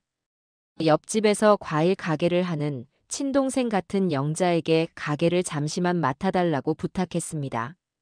영자는 제 얼굴을 보더니 무슨 큰일이라도 났냐며 걱정스럽게 물었습니다. 언니, 얼굴이 왜 이렇게 반쪽이야?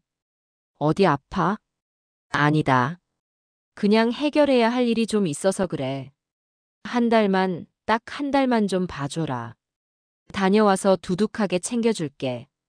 영자는 제 성격을 아는지라 더는 묻지 않고 고개를 끄덕여 주었습니다. 저는 영자에게 가게 열쇠를 넘기고 그 길로 제 인생에서 가장 길고 지독한 출근을 시작했습니다. 제 새로운 일터는 바로 여의도였습니다. 제 무기는 시장에서 장사할 때 쓰던 낡은 밀짚 모자와 뜨거운 땡볕을 막아줄 선글라스, 그리고 그 안에 담긴 제 도끼뿐이었죠. 처음 며칠간은 그저 허송세월이었습니다. 카드 내역서에 가장 자주 등장했던 고급 한정식집과 일식집 주변을 어슬렁거렸지만 누가 누군지 알 길이 없었습니다. 번쩍이는 양복을 입은 남자들은 모두 비슷해 보였고 그들 모두가 잠재적인 회장님으로 보였습니다. 이러다가는 시간만 낭비하겠다는 생각이 들었죠. 저는 전략을 수정하기로 했습니다. 정면 돌파가 아닌 우회로를 찾기로 한 겁니다. 저는 며느리의 SNS에 등장했던 그 골프 클럽에 주목했습니다. 회원제로 운영되는 아주 비싼 곳이라고 하더군요. 저는 시장에서 알게 된 인맥을 총동원했습니다. 시장이라는 곳은 참 재미있는 곳입니다. 대한민국에서 내로라 하는 부자들과는 아무런 상관이 없을 것 같지만 그들의 집에서 일하는 가사도우미나 운전기사들이 모두 저희의 손님들이었으니까요. 저는 단골로 드나들던 반찬가게 사장님을 통해 그 골프클럽 회장의 집에서 일하는 아주머니 한 분을 소개받을 수 있었습니다. 저는 그 아주머니에게 거액의 수고비를 약속하며 딱 한 가지만 알아봐 달라고 부탁했습니다. 제 며느리 김연정이라는 젊은 여자가 그 골프장에 자주 드나든다고 합니다. 혹시 누구와 함께 오는지, 누구의 손님으로 오는지 그것만 좀 알아봐 주세요. 며칠 뒤 아주머니에게서 연락이 왔습니다. 사장님, 알아보니 김연정 씨는 코어테크라는 회사 오중혁 대표님의 손님으로 자주 온다고 하네요. 거의 매주 한 번씩은 같이 공을 친다고들 하던데요. 코어테크, 오중혁. 드디어 이름 석자가 제 손에 들어왔습니다. 심장이 미친 듯이 뛰기 시작했습니다. 저는 당장 그놈의 얼굴을 확인해야 했습니다. 하지만 회사로 무작정 쳐들어갈 수는 없는 노릇이었죠. 저는 다시 여의도로 향했습니다. 이번에는 막연한 기다림이 아니었습니다. 명확한 목표물을 가지고 움직이는 사냥꾼의 발걸음이었죠. 저는 코어테크 본사 건물이 마주 보이는 카페에 자리를 잡았습니다. 그리고 며칠이고 몇 날이고 그 건물의 정문만 바라보았습니다. 그러던 어느 날 오후 드디어 기회가 왔습니다. 제가 잠복하고 있던 카페 바로 옆 고급 일식집으로 검은색 세단 한 대가 멈춰 섰습니다. 그리고 그 차의 뒷좌석에서 제 며느리 김연정이 내리는 것이 아니겠습니까? 이 녀석은 익숙하게 차에서 내려 누군가를 기다렸고 잠시 후 운전석에서 한 남자가 내렸습니다. 나이는 50대 초반, 값비싼 양복과 잘 관리된 외모. 제가 예전에 한정식집 앞에서 보았던 바로 그놈이었습니다. 저는 심장이 멎는 것 같았지만 떨리는 손으로 스마트폰 카메라를 켰습니다. 최대한 줌을 당겨 두 사람이 다정하게 식당 안으로 들어가는 모습을 영상으로 담기 시작했습니다. 두 사람은 룸으로 들어가지 않고 일부러 창가 자리에 앉았습니다. 마치 자신들의 관계를 과시라도 하듯이요. 1시간 남짓한 식사 시간 동안 저는 지옥과 천국을 오갔습니다. 제 아들은 회사 구내식당에서 3,000원짜리 밥을 먹고 있을 그 시간에 저것들은 수십만 원짜리 점심을 먹으며 서로에게 회를 떠먹여주고 있었습니다. 며느리는 뭐가 그리 좋은지 연신 교태 섞인 웃음을 흘렸고 오중혁이라는 놈은 그런 며느리가 사랑스러워 죽겠다는 듯한 눈으로 바라보았습니다. 그 모습을 보고 있자니 당장 달려가 저 둘의 면상에 간장 종지라도 엎어버리고 싶은 분노가 치밀어 올랐습니다. 하지만 동시에 잡았다는 희열이 온몸을 감쌌습니다. 이제 저놈들은 제 소나기에 들어온 도간의 쥐였습니다. 식사를 마친 두 사람이 식당에서 나왔습니다. 오중혁은 아주 자연스럽게 현정이의 허리를 감쌌고 두 사람은 다시 검은색 세단에 올라탔습니다. 저는 그 차가 사라지는 것을 보고 나서도 한참 동안 자리에서 일어날 수가 없었습니다. 이제 이름과 얼굴, 그리고 결정적인 영상 증거까지 확보했습니다. 집으로 돌아온 저는 그날 밤새도록 오중혁과 코어테크에 대해 팠습니다. 인터넷을 검색하고 주식시장에 다니는 조카에게 전화해 기업 정보까지 알아냈죠. 제가 알아낸 정보는 놀라웠습니다. 오중혁은 자수성가한 사업가가 아니었습니다. 아내인 윤미호, 바로 그 유통재벌의 딸과 결혼하면서 장인의 회사 하나를 물려받아 키운 것이었죠. 그의 성공과 부는 모두 아내와 처가에서 나온 것이었습니다. 만약 이 추문이 세상에 알려진다면, 특히 그의 아내인 윤미호의 귀에 들어간다면 오중혁의 인생은 그날로 끝장날 것이 분명했습니다. 저는 웃음이 나왔습니다. 아주 차갑고 잔인한 웃음이었죠. 감히 내 아들의 인생을 짓밟고 자신의 쾌락을 탐한 대가가 얼마나 끔찍한 것인지 이제부터 제가 뼈저리게 느끼게 해줄 참이었습니다. 저는 오중혁의 아내 윤미호의 개인 연락처를 알아내기 시작했습니다. 적의 적은 나의 동지라고 했던가요? 이 더럽고 추악한 불륜의 연극을 끝장내기 위해서는 저와 함께 기꺼이 칼춤을 춰줄 또 다른 주인공이 필요했습니다. 이제 곧 이 모든 것을 터뜨릴 거대한 폭풍이 몰려올 겁니다. 오중혁의 아내 윤미호의 연락처를 알아내는 것은 그리 어렵지 않았습니다. 그녀가 이사장으로 있는 자선재단의 홈페이지에는 버젓이 대표 번호가 올라와 있었으니까요. 하지만 저는 섣불리 그녀에게 연락하지 않았습니다. 제 손에 쥔 패가 아직 완벽하지 않았기 때문입니다. 오중혁과 며느리의 밀회 사진과 영상, 그리고 그의 배경에 대한 정보. 이것만으로도 충분히 그를 압박할 수 있었지만 만에 하나 저 두 남녀가 아이가 있다는 건 거짓말이다라거나 그 아이는 내 아이가 아니다라고 오리발을 내밀 경우 상황은 복잡해질 수 있었습니다.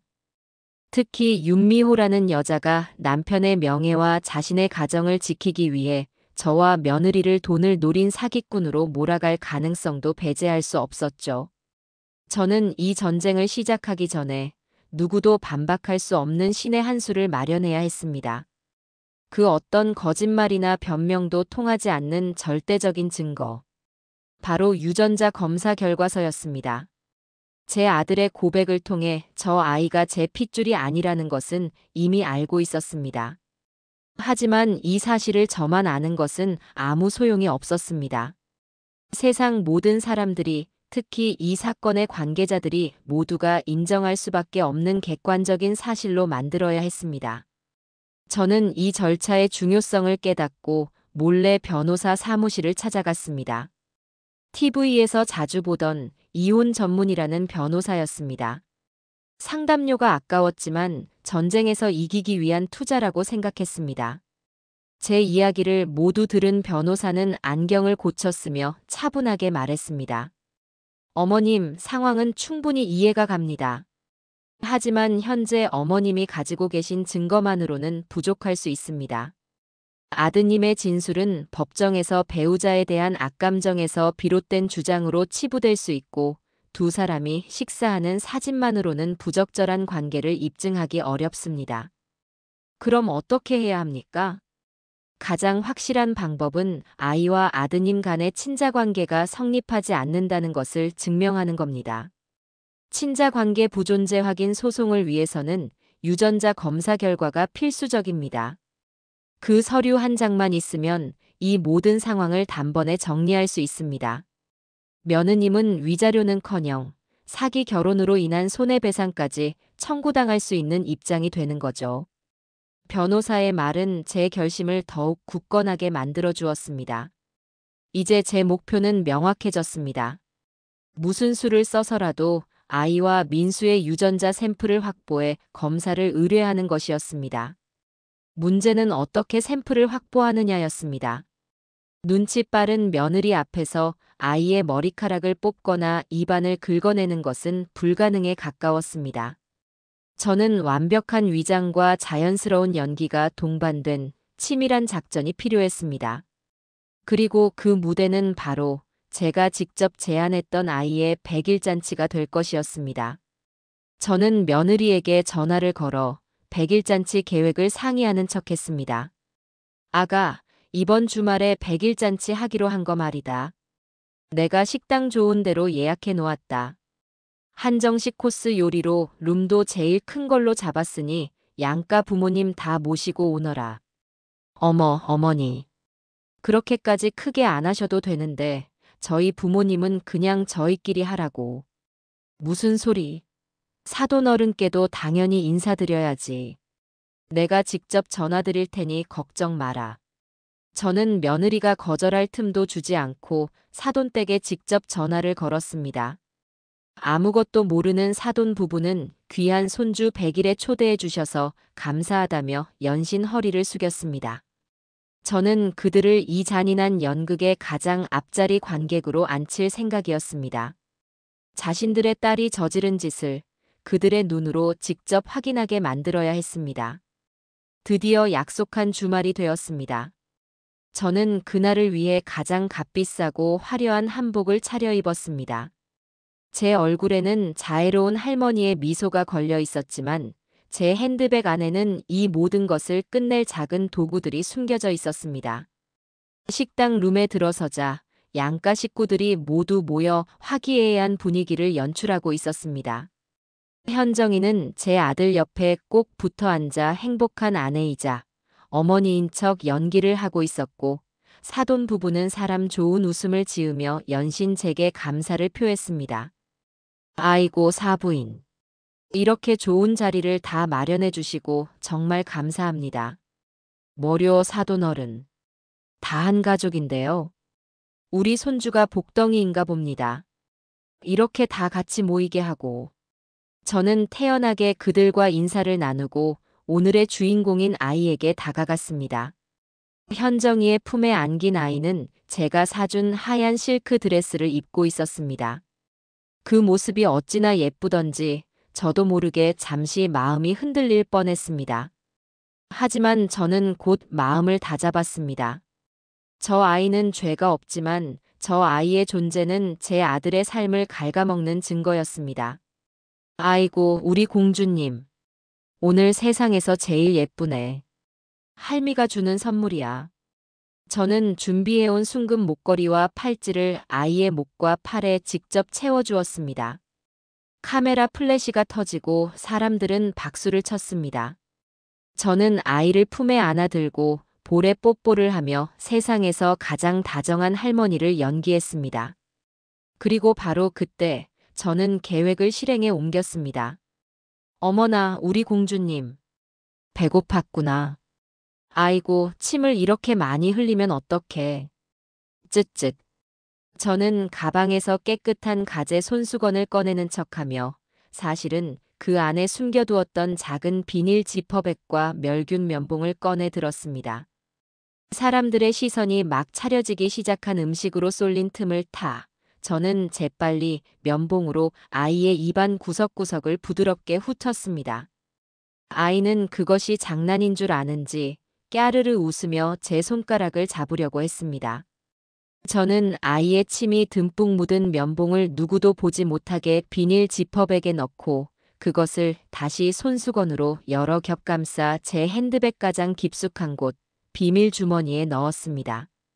모든 것은 불과 10초도 안 되는 짧은 순간에 일어난 일이었습니다. 제 심장은 목구멍까지 차오르는 것처럼 미친 듯이 뛰었지만 제 얼굴은 온화한 미소를 유지하고 있었습니다. 그날 밤 저는 아들에게 전화를 걸어 말했습니다. 민수야, 내일 아침에 출근할 때 어제 저녁에 쓴 칫솔 하나만 이 어미한테 가져다 다오. 이유는 묻지 말고. 아들은 이제 제 말에 토를 달지 않았습니다. 그저 다음 날 아침 말없이 제게 칫솔 하나를 건네주었죠. 저는 아이의 침이 묻은 면봉과 아들의 칫솔, 이 두 개의 비극적인 증거물을 들고 곧장 서울 시내에 있는 가장 공신력 있다는 유전자 검사센터로 향했습니다. 접수를 마치고 나오는데 다리가 후들거려 한참을 건물 앞 벤치에 앉아 있어야 했습니다. 이제 주사위는 던져졌어요. 모든 준비는 끝났습니다. 앞으로 일주일 뒤 제 손에는 저들의 목을 겨눌 가장 날카롭고 차가운 칼이 쥐어질 겁니다. 저는 차가운 미소를 지으며 집으로 향하는 버스에 몸을 실었습니다.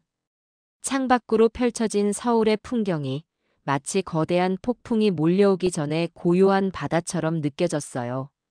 유전자 검사 결과서를 손에 넣기까지 일주일이라는 시간은 제 인생에서 가장 길고도 잔인한 시간이었습니다. 저는 시장 가게 문을 닫고 집안에 틀어박혀 오로지 시간의 흐름만을 세고 있었습니다. 잠을 제대로 잘 수도 밥을 제대로 넘길 수도 없었어요. 밤에는 어김없이 악몽을 꾸었습니다. 며느리 현정이가 제 아들의 피를 빨아먹는 거머리로 변하는 꿈, 이름 모를 아이가 저를 향해 할머니라고 부르며 달려드는 꿈을 꾸다 비명을 지르며 깨어나기 일쑤였죠. 그럴 때마다 저는 일어나 차가운 물로 얼굴을 씻고 제 손으로 직접 찍은 오중혁과 며느리의 밀회 사진, 그리고 그놈의 배경을 정리한 자료들을 들여다보았습니다. 제 분노와 증오를 연료 삼아 약해지려는 마음을 다잡고 또 다잡았습니다.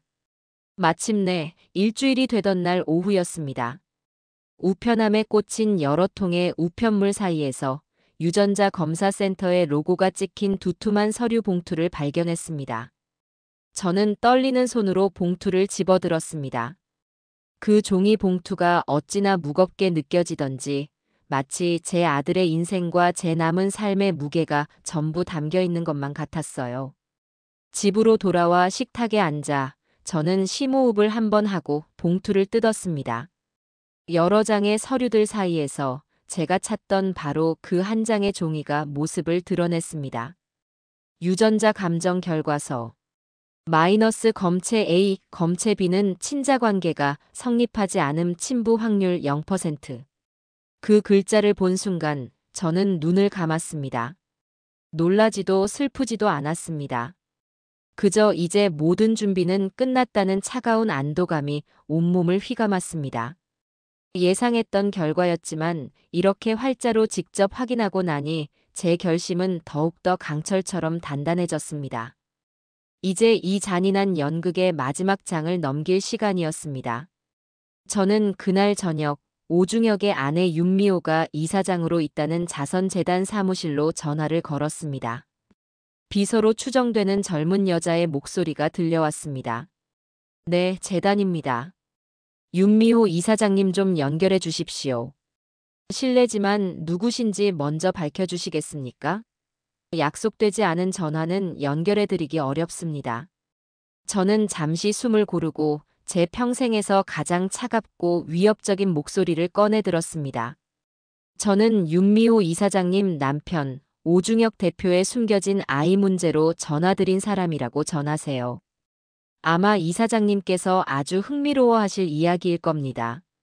10분 안에 이사장님께 직접 전화가 오지 않으면 저는 이 이야기를 언론사에 제보할 생각입니다. 제 말에 수화기 너머의 비서는 아무 말도 하지 못했습니다. 잠시 침묵이 흐른 뒤 잠시만 기다려 주십시오라는 말이 다급하게 들려왔고 전화는 끊겼습니다. 저는 시계를 보며 정확히 10분을 기다렸습니다. 그리고 8분이 지났을 무렵 제 스마트폰이 울리기 시작했습니다. 모르는 번호였습니다. 여보세요. 나 윤미호입니다. 방금 재단으로 전화하신 분 맞으신가요? 수화기 너머로 들려오는 목소리는 제가 생각했던 것보다 훨씬 더 차갑고 날카로웠습니다. 하지만 그 목소리 끝이 미세하게 떨리고 있다는 것을 저는 놓치지 않았습니다. 네, 맞습니다. 윤미호 여사님. 용건이 뭐죠? 지금 장난하시는 겁니까?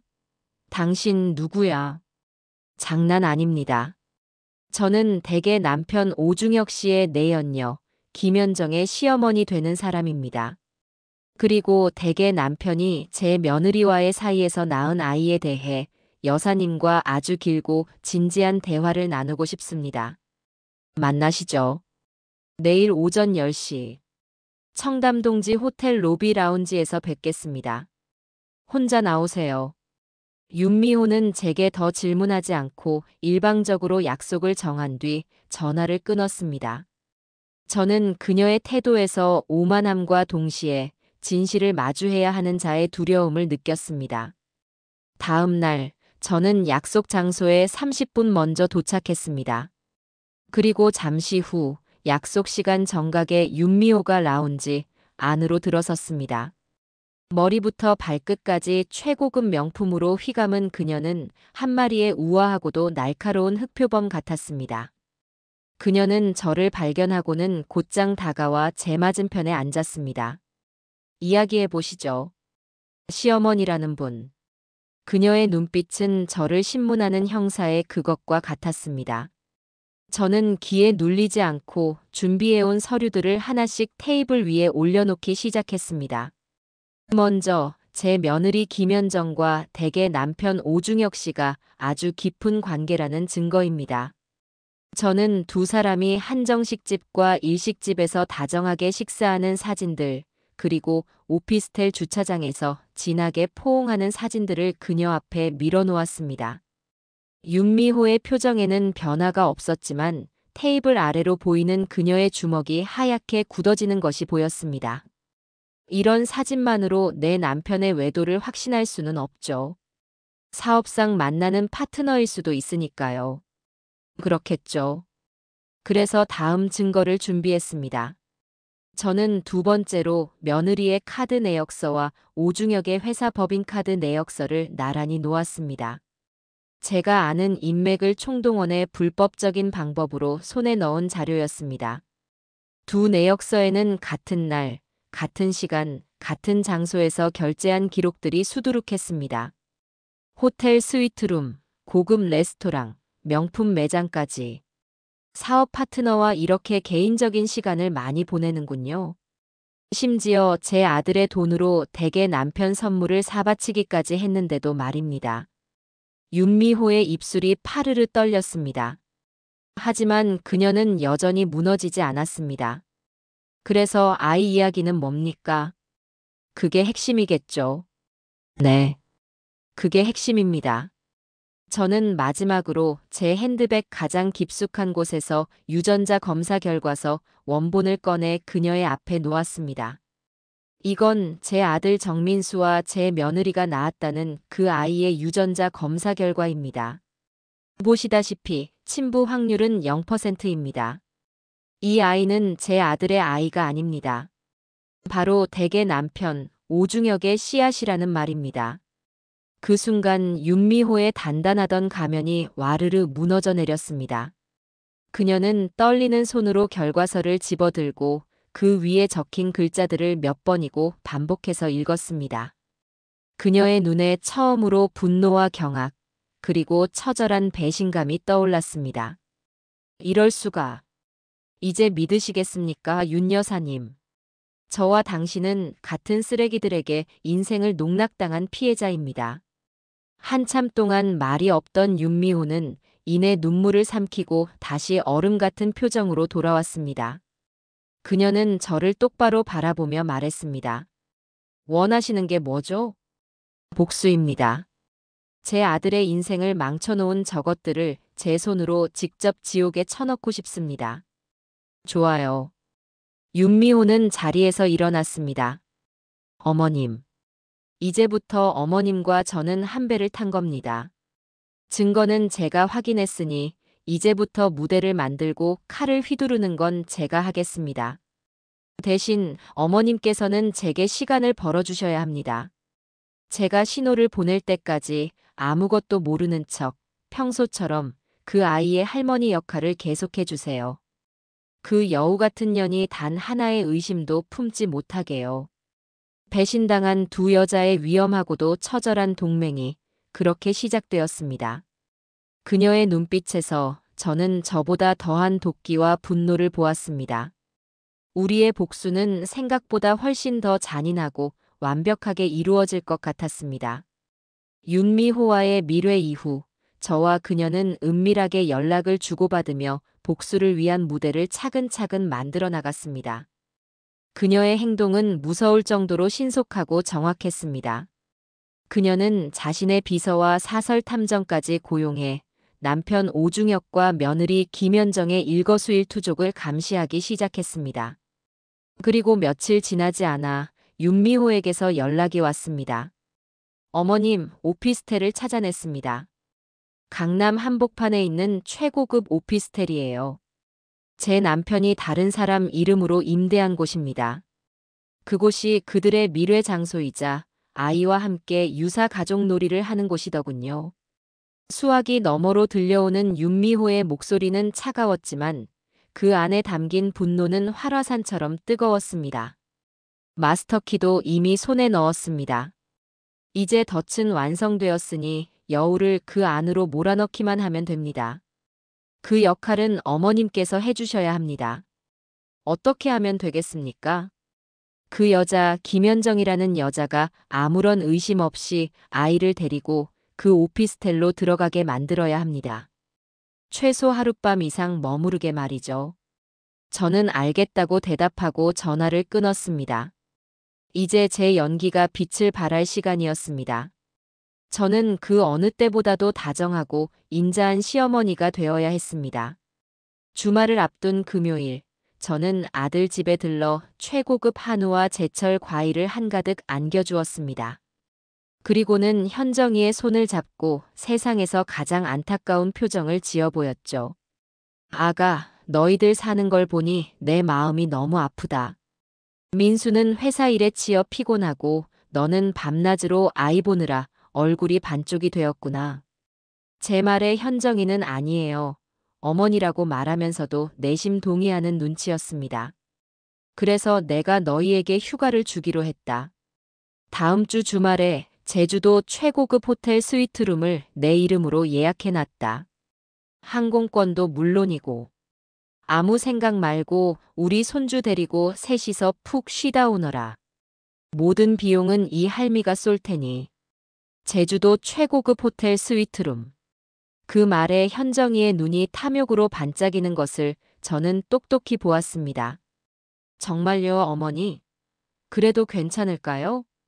뭐가 안 괜찮아? 당연히 괜찮지. 너희가 행복해야 나도 행복한 거야. 저는 현정이의 어깨를 두드려주며 아들에게도 신신당부를 했습니다. 민수야, 이번 여행 가서 아내한테 점수 좀 따. 알았지? 민수는 철석같이 그러겠다고 약속했습니다.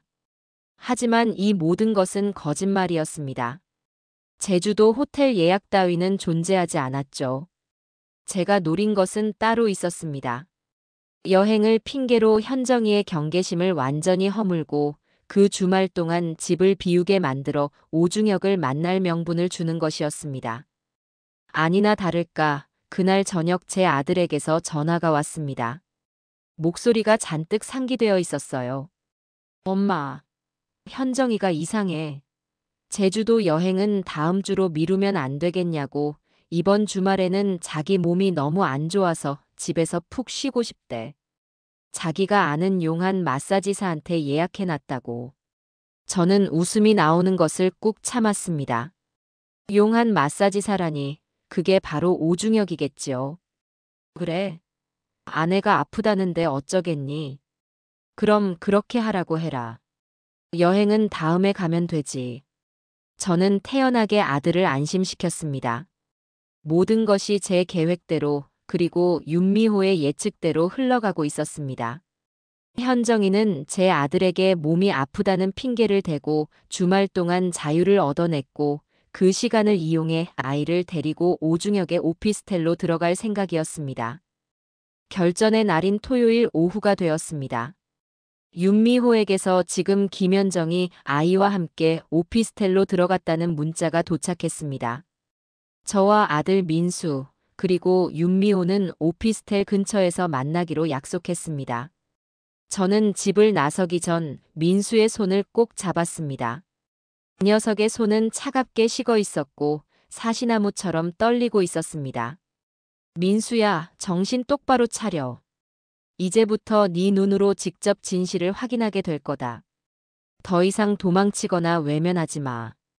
이건 네가 반드시 겪어야 할 일이야. 제 말에 민수는 말없이 고개만 끄덕였습니다. 약속 장소에 도착하자 검은색 선글라스로 얼굴을 가린 윤미호가 저희를 기다리고 있었습니다. 그녀의 얼굴에는 어떤 감정도 떠오르지 않았지만 그 주변의 공기는 얼음장처럼 차가웠습니다. 준비되셨습니까? 윤미호의 물음에 저는 고개를 끄덕였습니다. 우리는 함께 오피스텔 엘리베이터에 올라탔습니다. 25층으로 올라가는 그 짧은 시간 동안 아무도 아무런 말을 하지 않았습니다. 오직 거친 숨소리만이 좁은 공간을 채울 뿐이었죠. 띵. 엘리베이터 문이 열리고 우리는 복도 끝에 있는 2501호 앞에 섰습니다. 윤미호는 품속에서 마스터키를 꺼내 저와 민수를 한번 쳐다보고는 망설임 없이 키를 꽂고 문을 열었습니다. 철컥. 문이 소리 없이 부드럽게 열렸습니다. 그리고 우리 눈앞에 믿을 수 없는 풍경이 펼쳐졌습니다. 넓은 거실의 최고급 가죽 소파에 오중혁과 며느리 김현정이 나란히 앉아 아이를 보며 웃고 있었습니다. 오중혁은 아이에게 장난감을 흔들어주고 있었고 김현정은 그런 오중혁의 어깨에 머리를 기댄 채 행복에 겨운 표정을 짓고 있었죠. 마치 오랜 세월을 함께한 세상에서 가장 단란하고 행복한 세 식구의 모습이었습니다. 그 평화로운 풍경을 깨트린 것은 윤미호의 차가운 목소리였습니다. 여보, 여기서 뭐 하고 있는 거예요? 그 목소리에 오중혁과 김현정은 마치 시간이 멈춘 것처럼 그 자리에 굳어버렸습니다. 두 사람의 눈이 현관에 서 있는 저희들을 향했고 그들의 얼굴에 떠오른 표정은 경악 그 자체였습니다. 미호 씨, 당신이 여길 어떻게? 오중혁이 당황해서 말을 더듬는 순간 윤미호는 성큼성큼 거실로 걸어 들어갔습니다. 그리고는 오중혁의 뺨을 그대로 올려붙였습니다. 짝 하는 날카로운 소리가 거실을 가득 메웠습니다. 이 더러운 인간. 감히 내 뒤에서 이런 추잡한 짓을 벌이고 있었어? 저는 제 아들의 등을 떠밀었습니다. 민수야, 똑똑히 봐. 네 눈으로 똑똑히 보라고. 네가 지키려던 가정의 진짜 모습이 바로 저거야. 제 외침에 정신을 차린 민수는 그 자리에 주저앉아 오열하기 시작했습니다. 현정아, 어떻게 네가 나한테 이럴 수 있어? 라며 울부짖는 아들의 모습은 처참하기 그지없었습니다. 그제야 상황 파악을 한 김현정은 제게 달려와 바짓가랑이를 붙잡고 매달렸습니다. 어머니, 아니에요. 이건 오해예요. 저 남자가 저를. 저는 그런 현정이의 손을 경멸스럽게 뿌리쳤습니다. 닥쳐라, 이 더러운 거사. 어디서 감히 오해라는 말을 입에 올려. 네 눈으로 보고도 모르겠느냐? 네 인생은 그리고 내 아들 인생은 오늘부로 여기서 끝이다. 현장은 순식간에 아수라장이 되었습니다. 윤미호의 분노에 찬 외침과 아들의 처절한 울음소리, 그리고 며느리의 비명 섞인 변명이 뒤섞여 지옥도를 만들어냈습니다. 저는 그 모든 것을 차가운 눈으로 내려다보았습니다. 길고 길었던 복수의 서막이 끝나고 이제 잔인한 심판의 시간만이 남아 있었습니다. 아수라장이 된 오피스텔에서 가장 먼저 정신을 차린 것은 윤미호였습니다. 그녀는 울고불고 매달리는 남편을 경멸스럽게 밀쳐내고 자신의 스마트폰으로 어디론가 전화를 걸었습니다.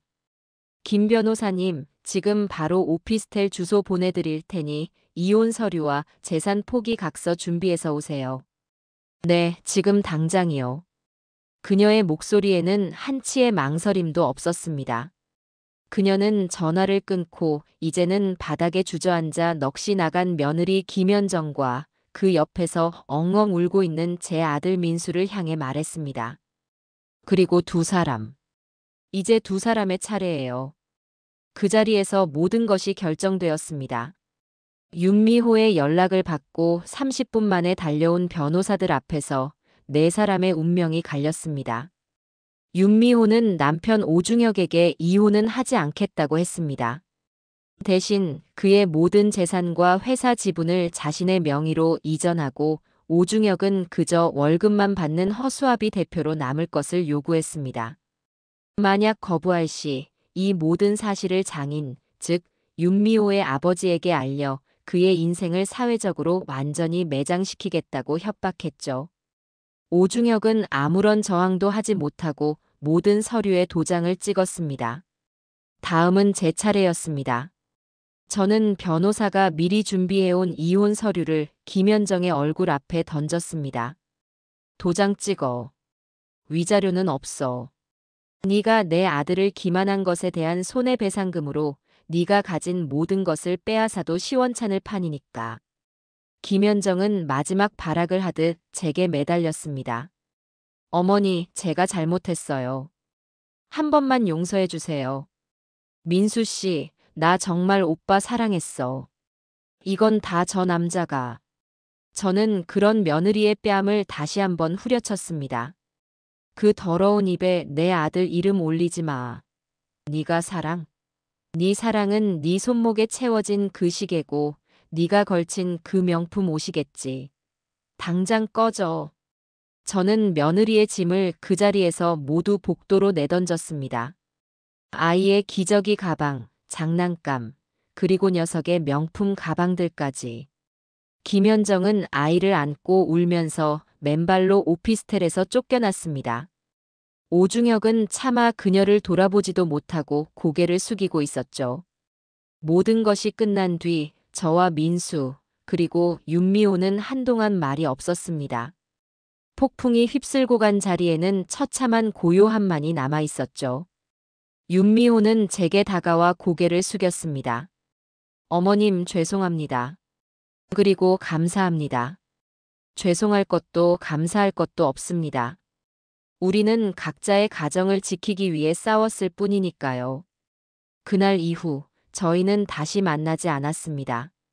다른 세상에 사는 두 여자의 짧고도 강렬했던 동맹은 그것으로 끝이었습니다. 이혼과 모든 법적 절차는 신속하게 처리되었습니다. 며느리는 아이의 출생신고를 정정하여 제 아들의 호적에서 빼냈고, 제 아들은 길고 길었던 악몽에서 비로소 벗어났습니다. 하지만 아들은 한동안 폐인처럼 지냈습니다. 자신의 어리석음이 가져온 결과에 대한 자책과 사랑했던 아내에 대한 배신감에 몸부림쳤죠. 저는 그런 아들을 묵묵히 돌보며 스스로 일어설 시간을 주었습니다. 오중혁은 약속대로 거액의 합의금을 제 아들의 통장으로 보내왔어요. 0이 몇 개인지 세기도 힘들 만큼 아주 큰 돈이었죠. 제가 그 돈이 입금된 것을 은행에서 직접 확인하고 민수에게 통장을 건넸는데 우리 아들은 마치 더러운 벌레라도 보는 듯 질색하며 손사래를 치더군요. 싫어요, 엄마. 나 이 돈 못 받아요. 이 돈 만질 때마다 그 여자 얼굴, 그 남자 얼굴이 떠오를 것 같아서 도저히 못 쓰겠어요. 그 녀석의 목소리가 어찌나 단호하던지요. 그 돈이 자신의 망가진 삶에 대한 대가라는 것을 녀석의 상처 입은 자존심이 도저히 용납하지 못하는 듯 보였어요. 저는 그런 아들의 손을 꽉 잡았습니다. 그리고 그 어느 때보다 더 단호하고 강한 목소리로 말했죠. 받아라, 정민수. 제가 아들의 이름을 똑똑히 불렀습니다. 이건 더러운 돈이 아니야. 이건 네가 흘린 피눈물 값이야. 네가 저것들에게 짓밟혔던 시간과 너덜너덜해진 네 마음과 네가 잃어버린 20대의 마지막 자존심 값이라고. 이 돈을 더러운 돈으로 만드는 건 바로 이 돈 앞에서 주저앉아 평생 피해자로 살아가려는 너 자신이란다. 이 돈을 받고 이 돈을 미천 삼아보란 듯이 일어서야 그게 진짜 복수의 완성인 게야. 네가 이 돈 앞에서 무너지면 나는 평생 저것들을 용서할 수 없을 것 같구나. 그러니 받아. 그리고 일어서. 네 자신을 위해서 그리고 이 어미를 위해서. 제 절박한 외침에 아들은 한참 동안 고개를 숙인 채 말이 없었어요. 어깨가 잘게 떨리는 게 보이더군요. 한참의 침묵 끝에 녀석은 떨리는 손으로 제게서 통장을 받아들었습니다. 그건 단순히 돈을 받는 행위가 아니었어요. 자신의 과거와 정면으로 마주하고 그 상처를 딛고 일어서겠다는 아들 녀석의 첫 번째 다짐이었으니까요. 물론 상처가 아무는 데는 아주 오랜 시간이 걸렸어요. 아들은 그 돈을 미천 삼아 작은 인테리어 가게를 열었습니다. 하지만 처음 몇 달간은 거의 일을 하지 못하더군요. 가게에 홀로 앉아 멍하니 창밖만 바라보는 날이 더 많았죠. 밤에는 여전히 악몽에 시달렸고 사람을 만나는 것 자체를 극도로 꺼렸어요. 저는 그런 아들을 다그치지 않았습니다. 그저 매일 아침 따뜻한 밥을 지어 가게로 날랐고 저녁에는 묵묵히 아들의 곁을 지켜주었죠. 변화는 아주 조금씩, 아주 천천히 찾아왔어요. 제가 소개해준 심리 상담소에 다니기 시작했거든요. 처음에는 억지로 끌려가다시피 하더니 몇 번 다녀오고 나서는 스스로 상담 날짜를 챙기더라고요. 상담을 다녀온 날이면 녀석은 몹시 지쳐 보였지만 그 눈빛은 하루가 다르게 맑아지고 있었습니다. 꽁꽁 얼어붙었던 녀석의 마음이 아주 조금씩 녹아내리고 있는 것이 느껴졌죠. 어느 날부터인가 민수는 가게에서 다시 연필을 잡기 시작했어요. 처음에는 그저 의미 없는 선들을 긋더니 이내 조금씩 가구와 공간을 디자인하기 시작했습니다. 그리고는 자신의 가게를 직접 꾸미기 시작했죠. 낡은 벽지를 뜯어내고 직접 페인트를 칠하고 나무를 잘라 선반을 만들었어요. 땀을 흘리고 흙먼지를 뒤집어 쓴 채 손에 굳은 살이 박이는 동안 아들의 얼굴에 드리워져 있던 어두운 그늘이 거짓말처럼 걷히기 시작했습니다. 그 녀석은 자신의 가게를 완벽하게 꾸미고 나서야 첫 일거리를 받았습니다. 옆 가게 떡볶이집의 낡은 주방을 고쳐주는 일이었죠. 밤낮으로 일에 매달린 끝에 낡고 비위생적이던 주방은 반짝이는 새 주방으로 탈바꿈했어요. 떡볶이집 아주머니는 입이 귀에 걸리도록 칭찬하며 두둑한 공사비를 안겨주었고 그날 이후 민수의 가게에는 거짓말처럼 일거리가 밀려들기 시작했습니다. 성실함과 정직함, 그리고 뛰어난 감각. 민수는 자신이 가진 무기를 이용해 스스로의 힘으로 세상에 다시 발을 딛고 일어서고 있었던 겁니다. 그렇게 꼬박 1년이라는 시간이 흘렀어요. 그리고 어느 눈부신 가을날 오후였습니다. 민수가 오랜만에 제시장 가게로 찾아왔어요. 예전에 어둡고 위축된 모습은 온데간데 없고 자신감 넘치는 젊은 사장님의 얼굴을 하고 있었죠. 엄마, 오늘 저녁에 시간 좀 내줘. 내가 영가게에 엄마를 첫 손님으로 초대하고 싶어. 엄마한테 제일 먼저 보여주고 싶어서. 그렇게 말하는 아들의 목소리에 저는 가슴이 벅차올라 아무 말도 할 수가 없었답니다. 저녁 무렵 제가 아들의 가게 문을 열고 들어섰을 때 저는 잠시 숨을 멈췄어요. 작지만 깔끔하게 정돈된 가게 안은 은은한 나무 향기와 새 페인트 냄새로 가득했습니다. 벽에는 세련된 타일과 벽지 샘플들이 보기 좋게 걸려 있었고 아들의 책상 위에는 막힘없이 그려나간 설계 도면들이 펼쳐져 있었죠. 그 모든 것이 제 아들이 지난 1년간 흘린 땀과 눈물의 결정체처럼 보였습니다. 가게 한편에는 아들이 새로 산 작은 스탠드형 김치 냉장고가 반짝이며 서 있었습니다. 아들은 저를 그 앞으로 데리고 가더니 조심스럽게 문을 열었어요. 냉장고 안에는 제가 얼마 전 담가준 잘 익은 총각김치와 갓 담근 배추김치가 세상에서 가장 귀한 보물처럼 가지런히 놓여 있었습니다. 더 이상 그 안에는 비밀도 거짓도 아픔도 없었죠. 엄마. 아들이 저를 보며 말했어요. 이제 여기는 엄마 김치만 넣을 거예요. 다른 건 절대 안 넣어요. 그 한마디에 저는 지난 모든 세월의 서름과 아픔이 씻겨 내려가는 듯한 기분이 들었답니다. 아들은 가게 안작은 테이블에 저와 마주 앉아 갓 지은 쌀밥과 뜨끈한 된장찌개를 차려주었습니다. 그리고는 제 밥그릇 위로 윤기가 흐르는 배추김치를 한 조각 얹어주더군요. 어머니, 드셔보세요. 저는 아들이 얹어준 김치를 한 입 베어 물었습니다. 아삭하고 시원하고 짭짤한 맛이 입안에 퍼졌어요. 세상에 태어나 먹어본 그 어떤 진수성찬보다도 더 깊고 풍부한 맛이었습니다. 아들이 저를 보며 말했어요. 어머니, 이제야 밥맛이 나요. 그 녀석은 희미하게 웃으며 말을 이었습니다. 예전에는 밥을 먹어도 무슨 맛인지 몰랐어요. 그냥 살기 위해 억지로 목구멍으로 삼켰죠. 모래알을 씹는 것 같았어요. 근데 지금은 밥이 달아요, 엄마. 김치가 시원하고 찌개가 구수해요. 모든 게 다 제 맛이 나요. 그 한마디에 저는 결국 참았던 눈물을 터뜨리고 말았습니다. 슬픔의 눈물이 아니었어요.